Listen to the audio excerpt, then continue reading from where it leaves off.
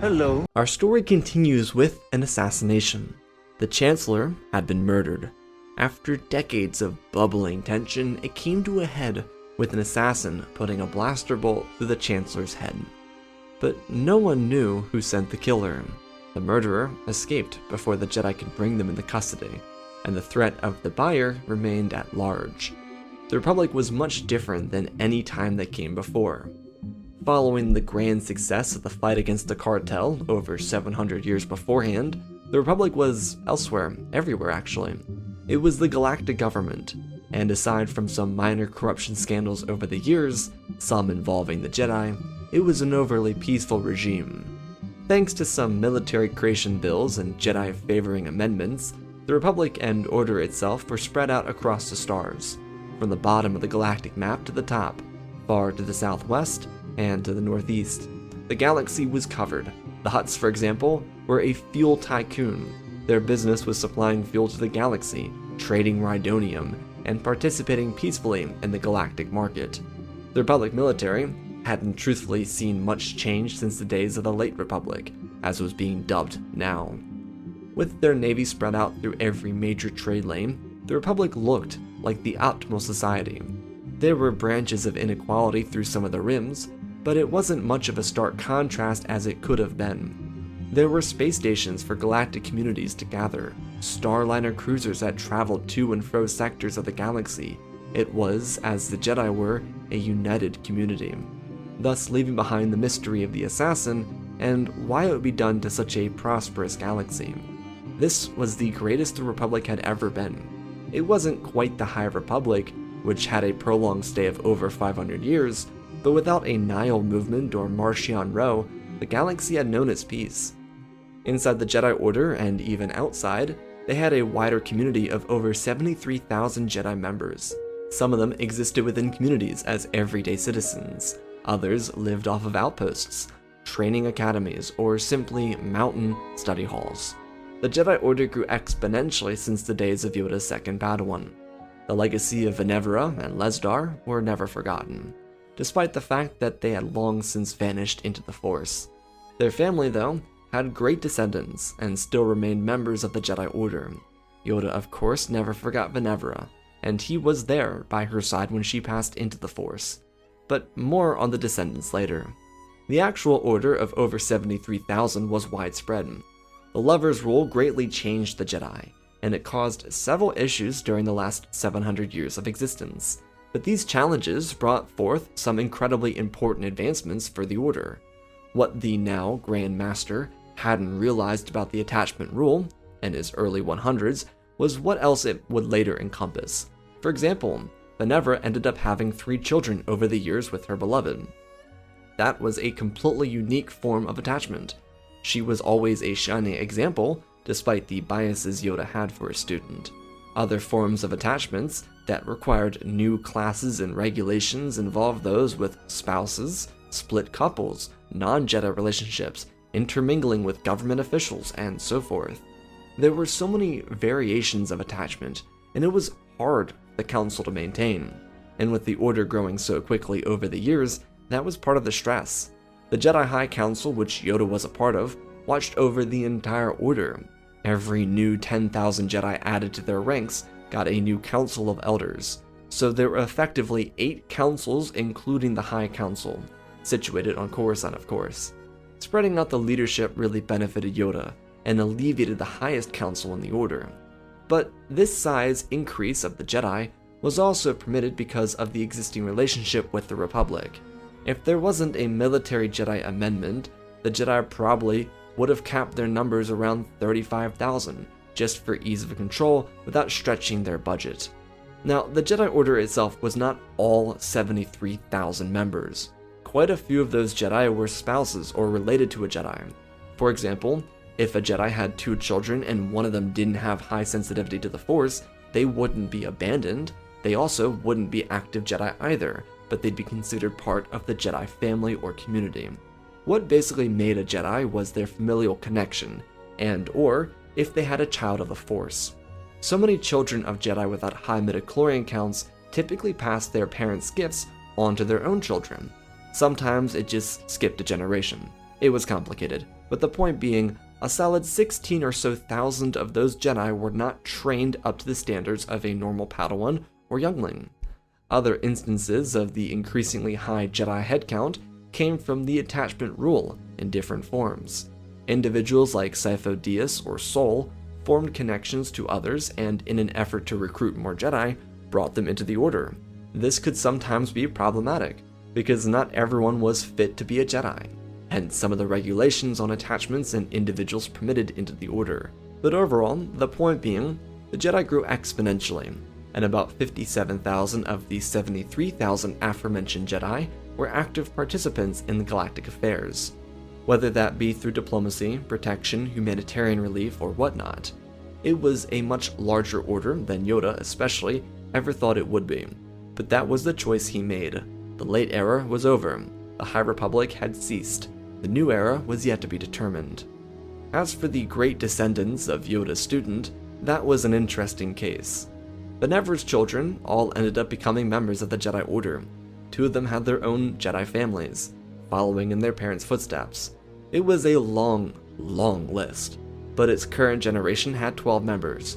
A few of them were monks, 2 or 3 of them were knights, 1 was a temple guard, and the last of them was a woman who, a few years before the Chancellor's assassination, had a phantom experience. She, in her mid-20s, was suddenly given a child to the Force. Due to the new advancements to the Jedi Order, there were dozens of masters who tried to ease her with the situation, but it still remained a mystery, eventually becoming an investigation. Because of all the external mingling, one of the bloodlines from Venerva adopted the last name Skywalker, differing from the familial name of their ancestors that rooted at Spez and Stowe. So the boy, a great descendant of Venerva, was named Anakinskywalker. This child was brought into the main temple on Coruscant and watched over by 2 members of the High Council on a constant basis. However, there was one very important note to mention. Anakin's creation did not come from the Sith attempting to manipulate the Force. Similar to the Chancellor's assassination, the creation of Skywalker came from something else. The Sith religion had long since died. It was the result of a Jedi and a Sith falling in love 4 centuries ago. Because of that, several other would-be Sith became Jedi Masters, and one of the individuals watching over young Skywalker was Rogue is Known, the individual that would have been Tenebros. Skywalker's childhood was beautiful.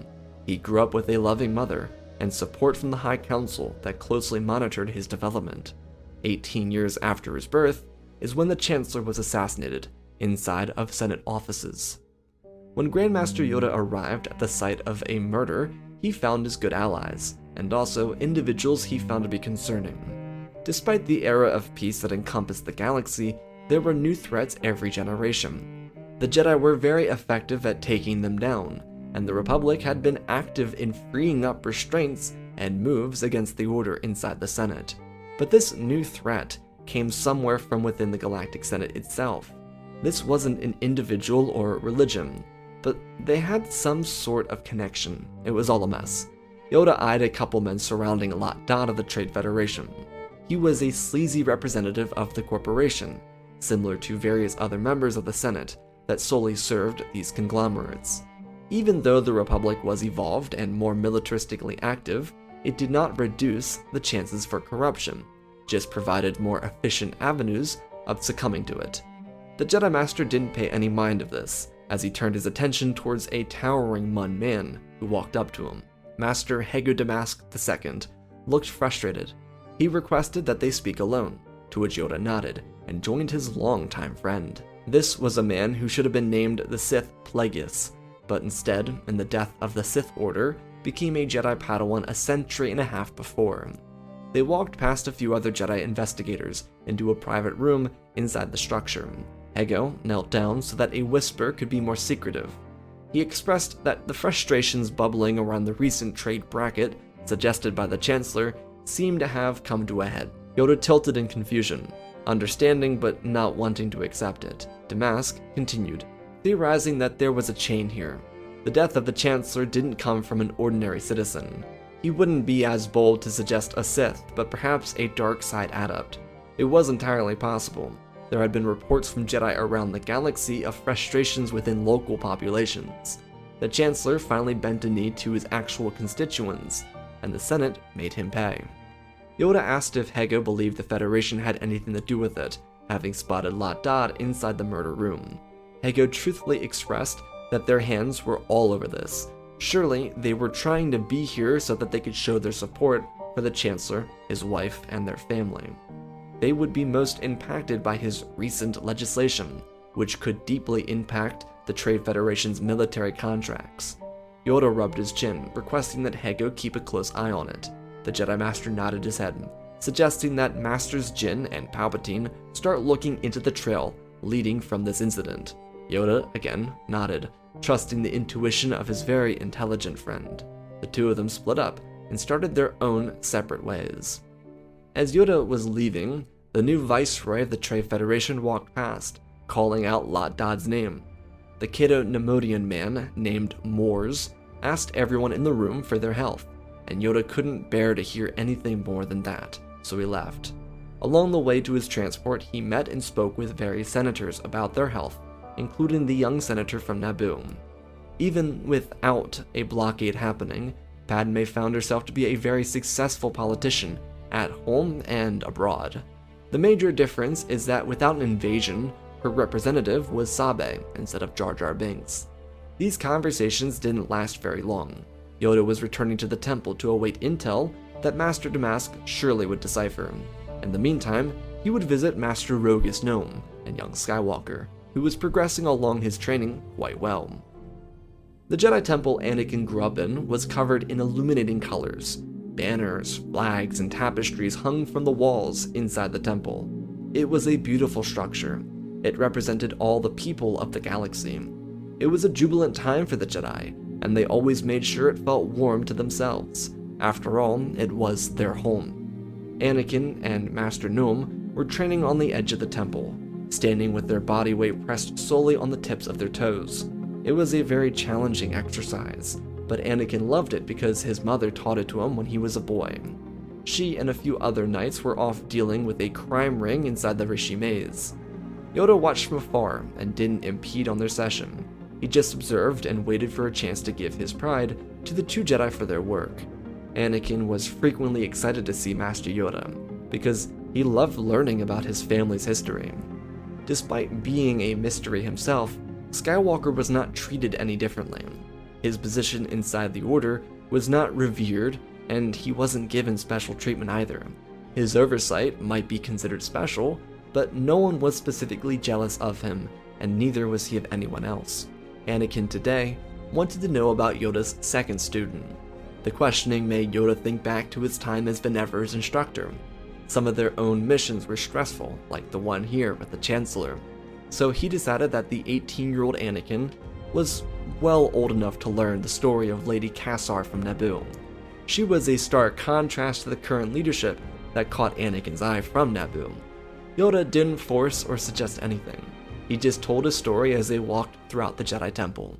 Across the city, as the beaming sun started to slip into the horizon, the Trade Federation gathered inside their executive offices. Due to all the success with the military contracts they were given, they had themselves high-rise offices inside the capital, because who knows if anyone needs to be present for the Senate sessions. The Trade Federation wasn't alone in this. Joining them was their very powerful asset, a brute, but not a Sith. Kali was his name. He was the creation of Mother Talzin, meant to be the first male sorcerer of the Dathomir. Though his unhinged, brutal habits turned him into an outcast. Kali quietly lurked in the corner of the offices. He lived on Coruscant, and he was an aide of the Federation. What turned him into said outcast was his magic work. Mother Talzin taught him how to be a witch, like the rest of the Coven, but his desires for greater power led to him doing the unthinkable. He submerged himself deep into the water of life inside the Dathomiri cave, utilizing its natural gifts. Kali raised the water and shoved the force inwards. He attempted to give himself more power so that he could become leader of the Coven. His push for greater power was to overthrow old Daka and Mother Talzin in one go. In his attempt to give himself strength, he forced his hand with the force itself. It reacted and gifted such power and life to another, because he was capable of creating it on his own. Callie's actions resulted in the Force creating a new life to stop him. After his ritual, he'd be found inside the water of life, floating on his back and wheezing in pain. The shock of his actions sent out a wave throughout the cavern and launched several Night Sisters from their feet, injuring a few others too. Mother Talzin was awoken by this blast, and she stormed out to figure out what happened.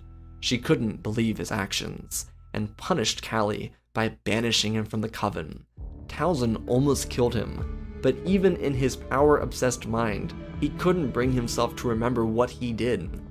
He knew he wanted more, but he had no memory of the actual event. Callie felt betrayed by his creator and swore to lead a life of vengeance until he was all-powerful and could come back to destroy them.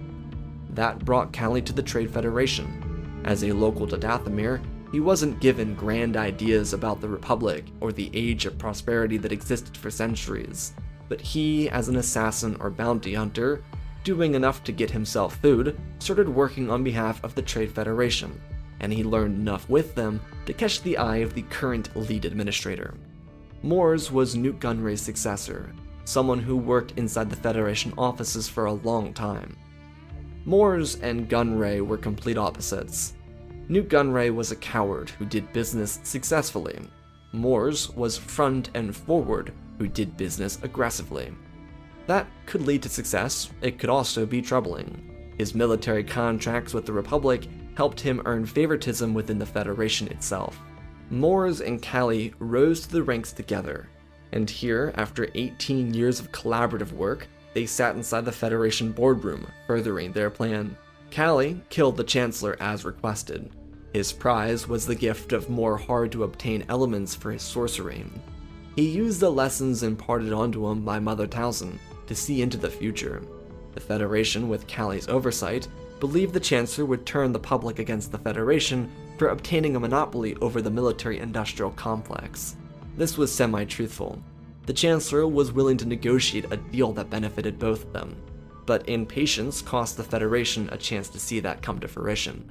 However, they did intend to use the death of the Chancellor to swarm the Senate with allies to their cause. It was what they believed to be a win-win scenario. The only problem, and it was warned by Callie, is that by doing this could alert the Jedi to their operations. The Federation wanted more control over the galactic market, further beyond the military sector.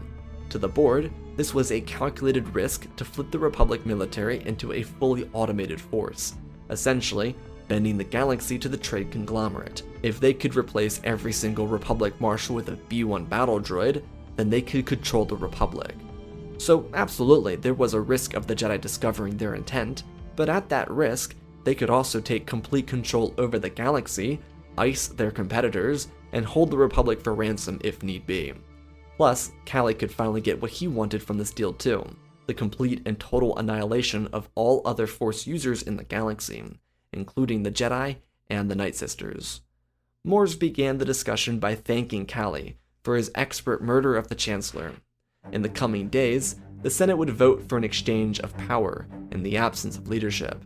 The executive cabinet had turncoats ready to join their cause, so they were anticipating one of 3 members to join them in the coming vote. Inside the cabinet, 2 of the Chancellor's advisors were in their corner. Outside, they had firm belief that the senator from Anaxis would earn favorability inside the Senate.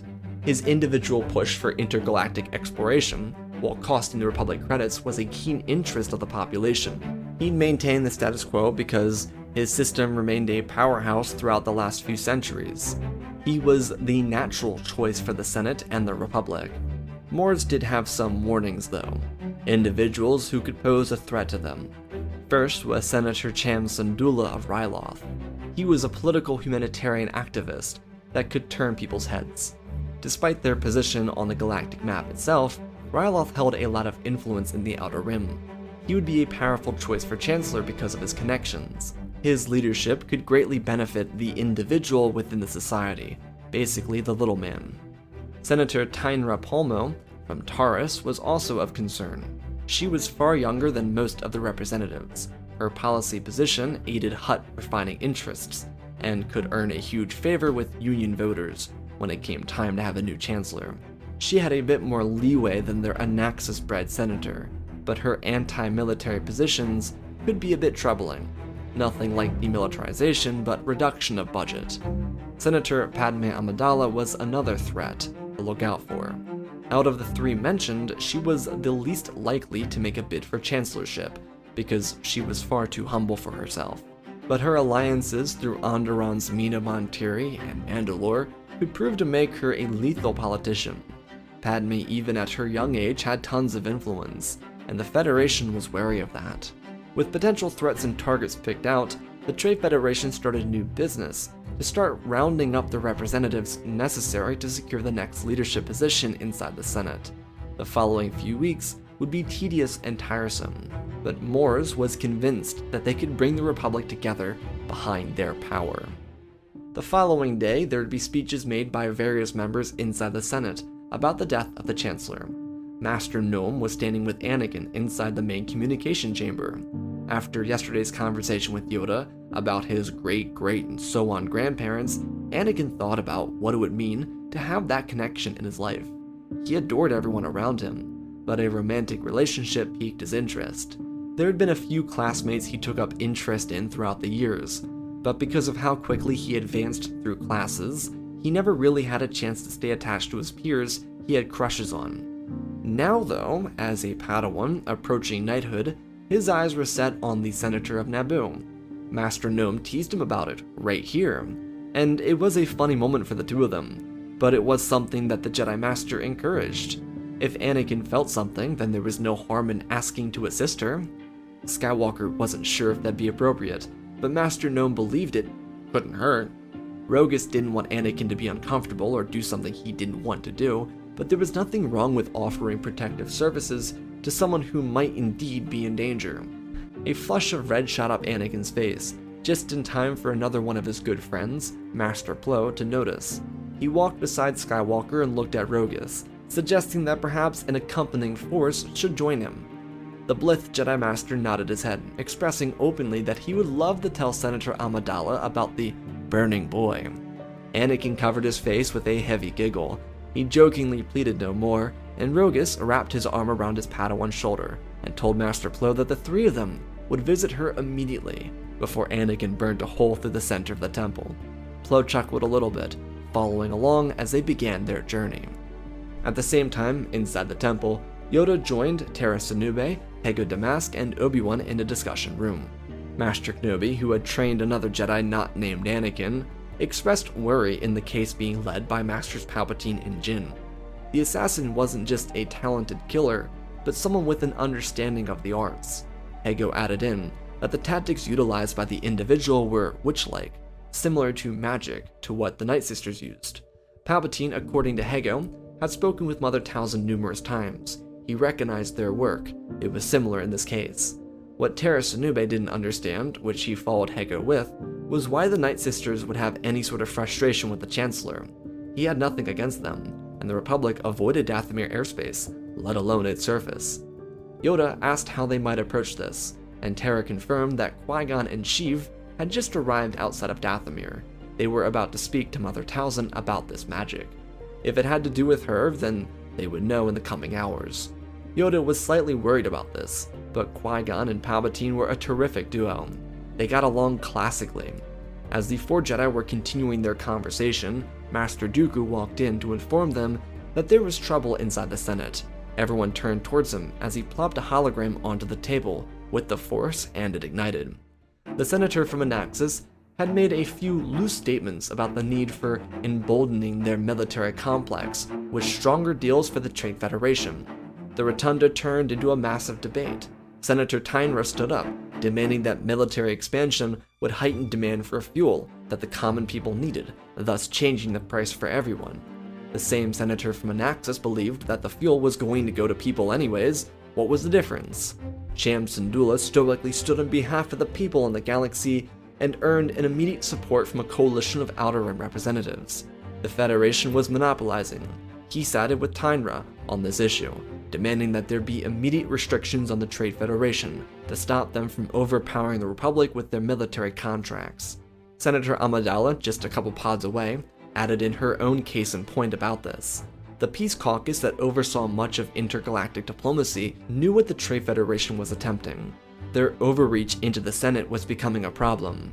Many on the payroll of the massive company jeered at her, but she didn't stutter or change her stance.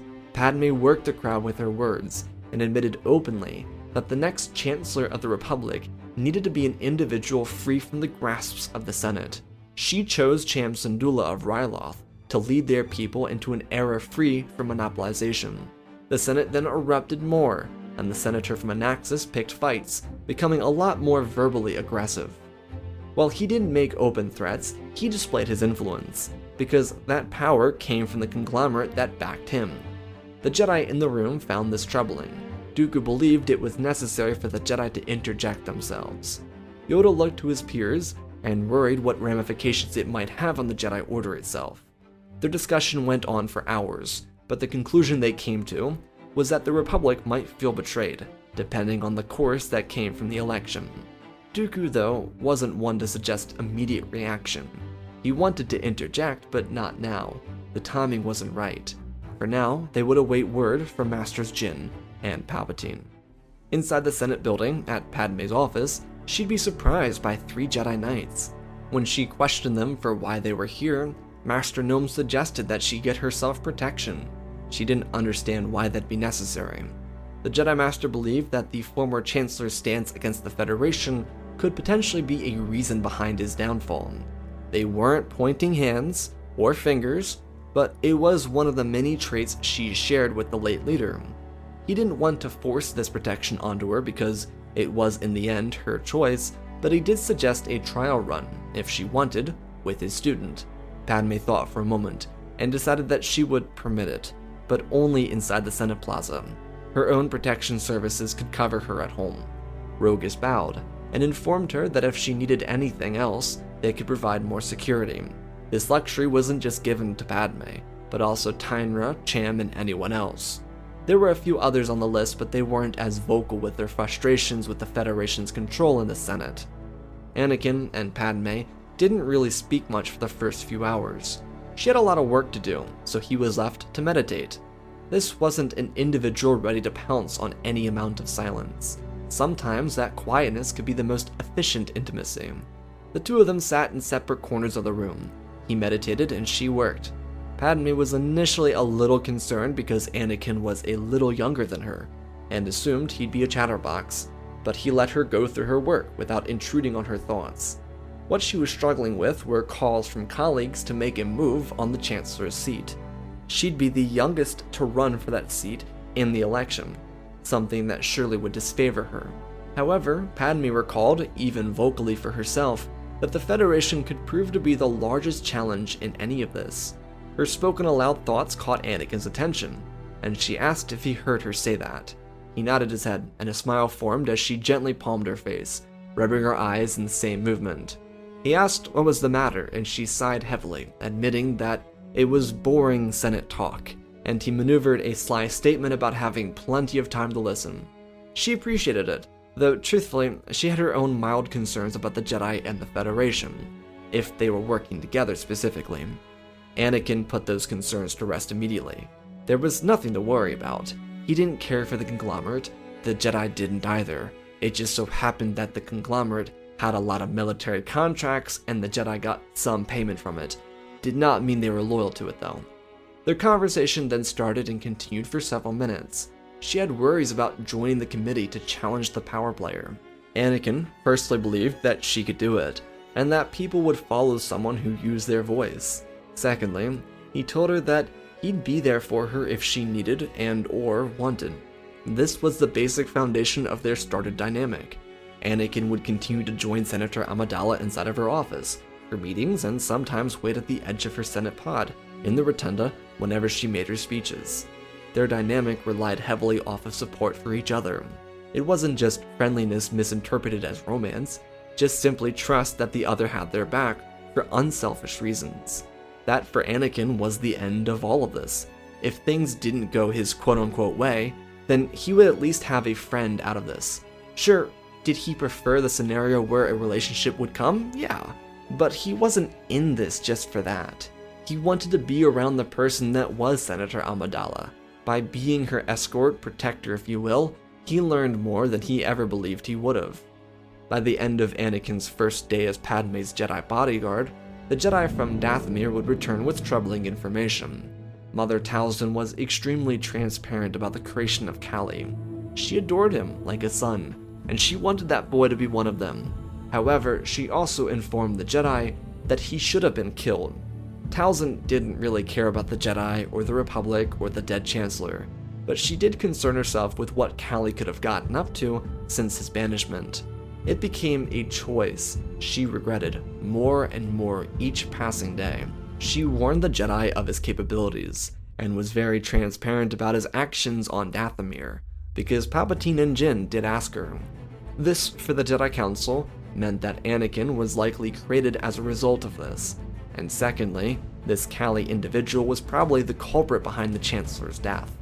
Master Palpatine suggested a thorough investigation into the Trade Federation. Due to what they obtained from Mother Talzin, he had no reason to assume Cali would act alone. Targeting a Chancellor didn't seem like something a frustrated Night Brother would do. Chaos wasn't his goal.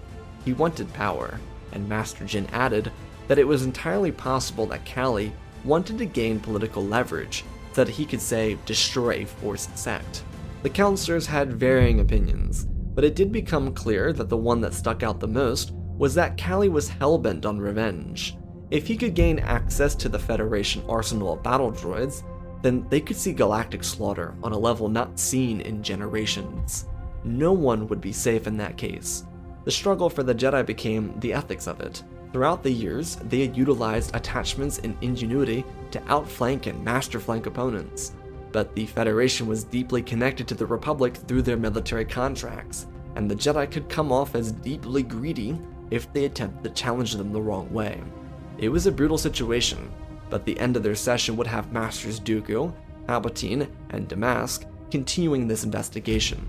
The death of the Chancellor left a pretty permanent hole in the Republic. The interim leadership came from within the cabinet, someone who firmly supported the monopolization of the Federation. This stance was verbally shared in several of the following sessions held by the Senate. Mors decided to utilize this individual to familiarize the Senate with this type of rhetoric before the interim leader stepped aside for the new election. It was a slow but masterful gambit. To entice others to remain complacent or to stop those from standing against it, Cali would use various forms of voodoo to torture senators and representatives. There could have been more physical scares like assassinations or quote-unquote failed assassinations, but Mors didn't want to give anyone an entity to target. Using Cali's magic was a tactic that suited the quiet rise of the Federation. It wasn't something that could be seen or caught, it would just be interpreted as a madness. The scheming that led to the rise of struggle within the Republic also captured the stress of Senator Amidala. She and Anakin frequently spent all day together. They spoke extensively about the political environment, and as a raised Jedi, he was able to keep up with her about her discussions. They played off of each other really well, but it also was Anakin who suggested that she begin considering a run for Chancellor. She was too humble, as the Federation suggested, to admit it herself, but she had kind of considered it. But running the entire Galactic Republic was much more challenging than just being a senator or a Queen of Naboo. Anakin believed in what she could do though. However, even with their pleasant conversations continuing, they, while eating lunch inside of her office, watched Senator Palmel flip her stance on the Federation. It wasn't totally or really widely known to the public, but inside the Senate chambers, people knew that the conglomerate recently put an embargo on Hutt Tycoon fuel because it was too volatile for public or militaristic interests. Not really true, but it was another flex of the Federation's power, and Mors knew it. They traded fuel using similar mines, if not the exact same ones as the Hutts, but they also had the capacity and capability to quiet the Hutts, so the Hutts had to surrender their mining space and back away. Without the backing of the Tycoon, Palmo would lose her campaign credits, and she needed those for her campaign. This was a silencing operation, and the Republic kind of just allowed it. Padme looked visibly frustrated when this happened, and Anakin put his meal down and walked over, asking if she was alright. He leaned over onto her desk, Slightly, not overbearingly, but enough that he could gauge her reaction from a closer distance. She backed her head up and planted it on the top of the chair, so that she could stare at the ceiling and sigh. A few words left her mouth. She didn't really think this fight was feasible. Anakin bit his lips, trying to think of a potential solution. Well, he knew the Jedi would back her. The military-industrial complex needed a competent leader, right? She looked up and thought as he spoke. Anakin jumped forward, pointing out the window, aimlessly at nothing actually, but for exaggerating his speech. He told her with a grin that if they could build her campaign into a pro-military without reducing the humanitarian benefit administration with a focus on exploration, then perhaps she wouldn't lose. She looked at him with a raised eyebrow, and he got over a little lower so they were almost on eye level, but from more than 5 feet apart. If the Federation was going to bully everyone out, then she had to provide a counter. She had powerful allies, and they did represent the Peace Committee. But if Padme threatened the Federation by playing at their game, she might be able to strip them of their power over others. Look, he knew quietly, as he lowered his voice, that the Jedi were investigating the corporation to see if they could find any immoral practices. But if she could provide the antidote to the problem the Federation was creating, then they could be beaten. She thought quietly and pressed her hand to her mouth. It wasn't literally there, but it felt like Anakin could see steam pouring out of her head. The gears were cranking, and then he jumped up. She looked at him as he said, "The small businesses, duh." Padme's eyes widened as she pressed her hand to her chair, raising her back and straightening herself with a grin. If they could maximize output from smaller corporations, creating a more competitive market, while siding with, say, the Hutt Tycoon, and gathering allies in their commissions, then they both stood up just inches apart, then she could stop the Federation without totally dismantling the Republic military. They grabbed each other's elbows in excitement, and she told him that they found it. Their eyes locked and they embraced almost on instinct. All the stress since the Chancellor's assassination had just bubbled up, and they had the cure. Anakin had been with Padme on this mission for a little over a week at this point, and the trust was continuously building. Anakin asked if there was anything that he could do for her. She shook her head, paging Sabe. Her representative rushed into the room, and Padme got to work on giving her clear instructions. They had a plan going forward, a chance, and that was more than anything in an election like this. At the same time, on the opposite side of the building, Master Damask was sitting with Lot Dod of the Federation Representative Board. Hego wasn't the main show. He was the distraction. His discussion with Lot Dod revolved around the Jedi willingly trying to cooperate with the Federation to find the culprit of the Chancellor's murder. Business may have not been back to normal, but security was high in the Senate Plaza. Republic marshals marched with their blue uniforms as Senate commandos guarded hallways and doorways, not to mention the influx of Jedi present. Hego didn't infer that the Trade Federation had anything to do with the murder, but he wanted to collaborate because of the military contracts. The Jedi were theoretically included in those, which Hego was most concerned about. If he could meet a certain bargain with Lot Dod, then he could protect the Jedi Order. This obviously really wasn't meant to go anywhere. Palpatine and Dooku were inside of Lot Dod's personal residence across the city at the same time. Master Damask simply created a sustaining conversation and led the Federation representative around in circles. This meticulous planning gave the Jedi several hours to conduct their study and investigation. They didn't find a ton to help them out, but what was most important were some documents regarding the blackmailing of the Hutt Tycoon. One might wonder how a formerly criminal syndicate earned so much favorability in the last 800 years. Well, it doesn't happen overnight.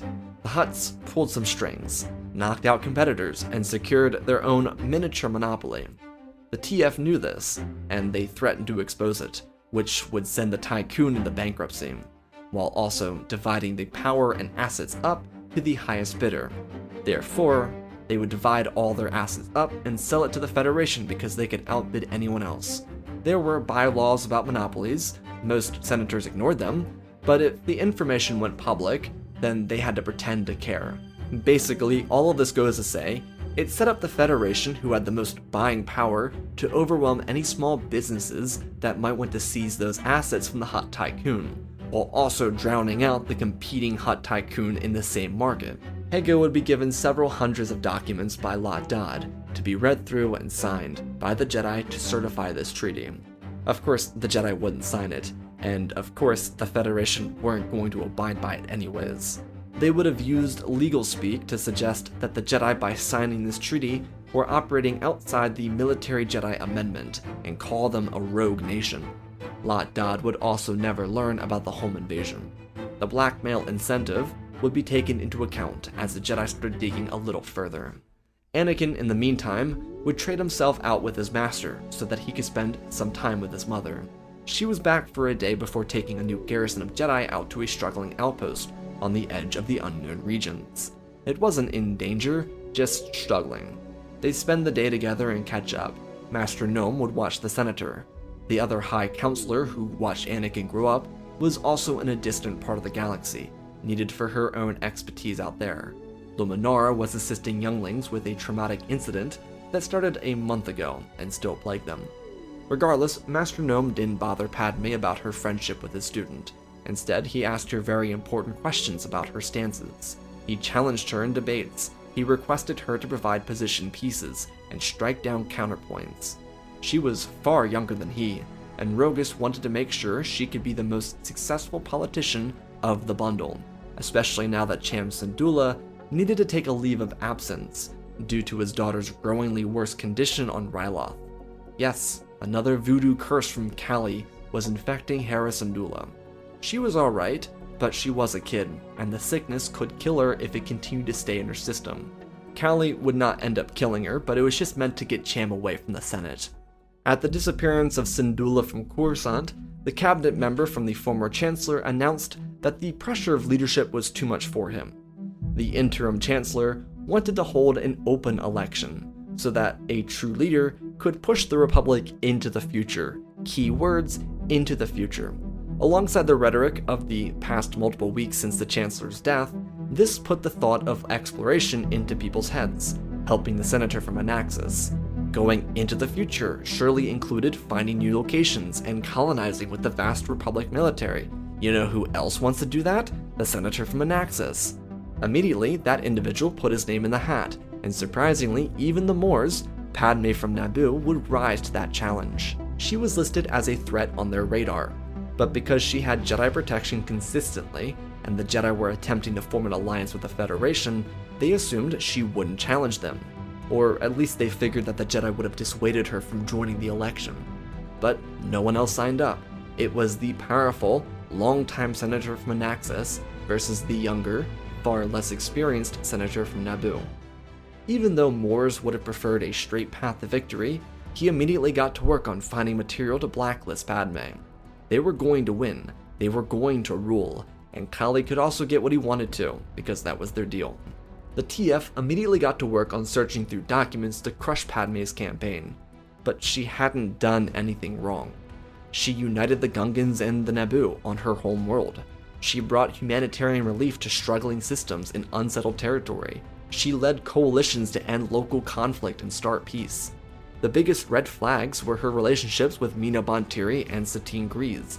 However, there wasn't anything in either of those relationships that Moores could use to stop Padme from being a threat. She was an active politician most of her life, but her record was nearly too perfect, and made him feel like the Jedi were covering something up. So in a move to make both Padme and the Jedi look bad, the best private investigators inside the Corps were hired to begin their hunt. While Moores was trying to cheat, Anakin was joining Padme on one of her own missions, most of which forcing her to leave Coruscant. She had, prior to the election announcement, gathered some allies to aid her cause. So these colleagues could be staying inside the Senate, parading her policy stances for her to get people on her side. Again, she wasn't upsetting the status quo, she was providing an out. The Jedi still hadn't found proof of the Federation's involvement with the Chancellor's death, so she had to rely on her wits for maintaining the fight. Anakin, during this time, acted as a representative of the Jedi Order, thanks to a personal blessing from Master Rogus. He believed in his students' intuition to succeed and positively represent the Jedi in this order of business. The Council agreed to Master Nome's decision. He was right. Padme and Anakin had about 2 weeks of time to gather allies and supporters before the first debate and then the vote. The two of them, on their trip from Coruscant, worked arduously to build a strategy. They may have not known each other for very long, but their connection was rooted in past lives. They understood more about themselves as one than they ever did alone. It was weird, but they both ignored it because they had a job to do. Every day, they consecutively moved from meeting to meeting. Sometimes they'd split up, unite, and split again. They were working a grassroots campaign and pulling in support through their speeches and campaign promises. Padme's absence from Coruscant was incredibly important for the Trade Federation. She was a target of interest that they needed to deal with. Initially, fear tactics would be the move, but soon enough, Callie would be brought in to work some of his black magic. The Night Brother conducted his deep voodoo spell on the Senator, and across the galaxy, as Padme and Anakin were moving to another star system in hyperspace, she started to look ill. Her skin grew pale and she felt faint. Senator Amidala almost fell out of her seat, but Anakin caught her, setting her back up straight, before trying to communicate to her. She was mumbling in the ancient tongue of the Night Sisters. Anakin, of course, did not know that, but he, in a state of panic, knew that she had either been poisoned or worse. He gathered some materials and quickly did a scan to prove that there wasn't any poison. What else did that leave? He rested the back of his hand on her forehead and felt the smoldering heat. In that moment, he remembered hearing that the other senators experienced similar struggles. There was something going around the executive plaza. He also recalled a few Jedi Masters speaking about a potential hex. There were charms found by Master Palpatine. Luckily for Skywalker, he had been taught early on how to defeat those curses. His hands slid down gently on her forearm, and he closed his eyes. He could sense it faster than the scanner identified that there was no poison. Gently, Anakin wrapped his hand around her wrist and her forearm, placing his palm on the soft side of her arm. The moment he felt the pulsating from her veins, he focused. His mind was drawn towards the individual, who, from a galaxy away, tormented his friend. Skywalker entered a dark plane, and saw a figure, the outline of a towering Dathomiri Night Brother. Anakin told the man to leave and never return. The older individual hissed at Anakin, flexing his upper body to threaten the Jedi, and Anakin grinned. With a launch of his hand, Callie was lifted off of his feet and his arms flung backwards. Anakin didn't use the dark side, but he approached his opponent, narrowing his brows. He told the man to leave and never return. The Zabrak screamed in terror before releasing. In the real world, Callie was thrown from his altar into the wall, shattering not just the cement behind him, but several ribs and vertebrae in the same go. Anakin watched the smoke settle, and he opened his eyes back into the shuttle they were using. The medical supplies were sprawled out across the floor. His hand, still gently wrapped around her arm, slowly released. She asked what happened, and he, from his knees, looked up and tried to explain, as best as he could.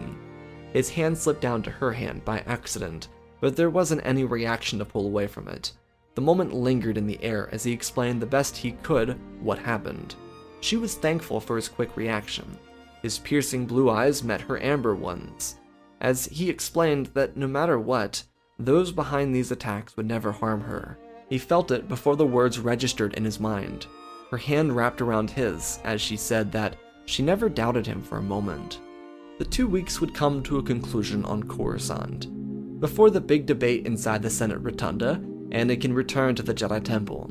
He had informed the Jedi about the scare. The investigators had also used that information to prepare themselves for something far more interesting. Thanks to work done by Palpatine, Dooku, and Damask, they had the perfect cure for Padme's run for the role of Chancellor. Not only was the Federation blackmailing the Hutt Tycoon and several other minor competitors, but they were cutting corners on Republic gear. Anakin read through the files and read them quietly as he spoke aloud to the Jedi around them. He explained in the middle of everything that he had a vision that the Trade Federation would respond with hostility. Palpatine put a hand on Anakin's shoulder, asking about what. Skywalker read a few more words and looked up. They were going to activate their droid armies at some point. He believed it would follow a Senate debate, and this information confirmed it. He didn't want to act rash and suggest something potentially dangerous, but they needed to find Viceroy Mors, wherever he was. Certainly he'd be near the Zabrak. Anakin was certain in this. He could see them both clearly in the vision he had within the last 2 weeks. The The Jedi looked to each other and saw no reason to refute this, so they told Anakin that they would cover that. Master Nome, Yoda, and Dooku would join him inside the Senate building. Jedi Knights were being activated across the plaza just for protection. Sindralic was also given orders, once they departed, to lock the Jedi Temple down. While the four made their move to find Senator Amidala prior to her big speech and debate, Palpatine, Damask, and Plo would depart for the other side of the city, towards the known-about headquarters for the Trade Federation. The debate went as everyone expected, two individuals expressing to the people, especially the Senate, why they were the best candidate to serve the Galactic Republic. Without any dirt on her, the senator from Anaxis forced his policy preferences on the people of the galaxy. Padme was by far the better candidate. She was a weaker debater, but that didn't make her a bad policymaker. This was a civilized galaxy. The Senate recognized how close she was to becoming a chancellor. All of her would-be challengers, people that would have taken votes away from her, vanished. But if it weren't for her, there would be no debate and no election. She stood tall and spouted off responses that she had spent the last 2 weeks forming. Anakin, right behind her, watched in amazement. He was so incredibly proud of her. She was winning, and that was before the bombshell. As the debate intensified and the Anaxis man got cornered, he started pulling out insane ideas, thoughts that could scrounge up some semblance of support, and then Senator Amidala dropped the files. The documents about the actions of the Trade Federation, their immoral history as a conglomerate, how they cut corners with their products, so that if necessary, the Republic military wouldn't be prepared enough to fight their battle droids. Every inkling of their plan and their power had been discovered. Within moments, it was revealed to the galaxy. Lot Dodd rushed from his Senate pod only to be apprehended by Master Dooku. Anakin turned and smiled at his master, as Rogus pumped his hand, encouraging Anakin's intuition yet again. The Senate was appalled, and the senator from Anaxis called this unfair sentiment from his younger opponent. It really made him look pathetic, but he was hoping that the Federation would support him. Well, without a blockade over Naboo, the Federation wouldn't learn crucial information about monitoring an entire droid army from a central command console. So, 3 Jedi invaded their main facility, stopped anything and everything from happening by just shutting down the entire droid army. Also, not to mention, Hagu Damask had no problem countering the few attacks made by the brute Callie. He promised the Night Brother a return to his mama for supper. She was waiting for him. These bombshell revelations while the 3 Jedi were fighting freed people from feeling trapped by the immense power of the Federation. The blackmailing of the Hutt Tycoon did affect them in minor ways, but overall, it opened up an entire investigation. Utilizing the Jedi military amendments, the Order was able to move in with the army and capture TF assets to stop them from completely starting a war against the Republic. The Jedi had done a fine job at stopping whatever Mors planned on doing the day of that debate. He'd be the first of many punished for acting against Republic favor. What really hurt the system the most was all the blackmail used by the Federation. So many senators bent their knee the moment they felt pressure, or the second credits were waved in their faces. So once Padme won the election by a majority, not just because of the debate performance, but because of policy, she started to open up, using executive power, planetary re-elections for senators that bowed to the Trade Federation. If a senator or representative could betray their constituents, then they were not public servants. Though a moment that stole the show on the HoloNet was the announcement of a new relationship. It wasn't really meant to be caught. Like most things on the HoloNet, big moments come from someone catching a glimpse. After Padme won the election, she, her family, allies, people in her future cabinet, and Anakin walked out to see the people of the Republic. She delivered a short speech for the people and quietly walked back to her crowd. In that crowd of people, all celebrating to applause and so forth, Anakin opened his arms and embraced her to congratulate her. As they pulled away, he stepped back. She didn't though. She grabbed his Jedi robes and asked if he really thought that a hug would suffice, then pulled him in. It caught him off guard, but that first kiss would never be topped.